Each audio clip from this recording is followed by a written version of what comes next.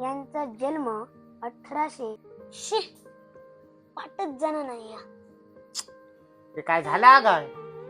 उद्या शाळेत भाषण करूक सांगला. मग विषय कसलो हा? सावित्रीबाई फुले. मग भारी जा मरे. काय बरी दादा, आता जग किती पुढे गेला आणि हे जुन्या माणसांवर भाषण करूक सांग. माका सांग, तुझ्यासाठी कोणी काय केलं ना किंवा तुझी मदत कोणी केली तर तू काय करत? थँक्यू किंवा धन्यवाद बोलते. हा, तुझ्यासाठी कोणी काय केला ना म्हणा तू आता ग्रेटफुल अस.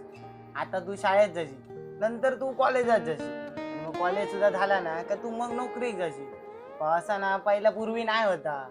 म्हणजे अरे एक काळ असं होतो, शिक्षण घेणं सुद्धा ना गुन्हा समजा. आपणाक शिकाय बेटा रे, मुलींका ना शिक्षणाक ना परवानगीच नाही होती. मग जेंका तू ना जुनी लोक म्हणत ना, त्याच जुन्या लोकांनी ना मुलींसाठी आणि आपल्यासाठी दगड शिवे आणि अपमान सुद्धा ना सहन केले आणि मुलींसाठी ना शाळा सुद्धा सुरू केले. मग ह्या गोष्टीसाठी ना ह्यांका तर रोजच थँक्यू आणि धन्यवाद बोलावं आहे ना. हो दादा, या खरा अजून सांग यांच्याबद्दल. नुसतं ऐका नको, तर समजावून सुद्धा घे, कारण जुन्या माणसांमुळे ना आम्ही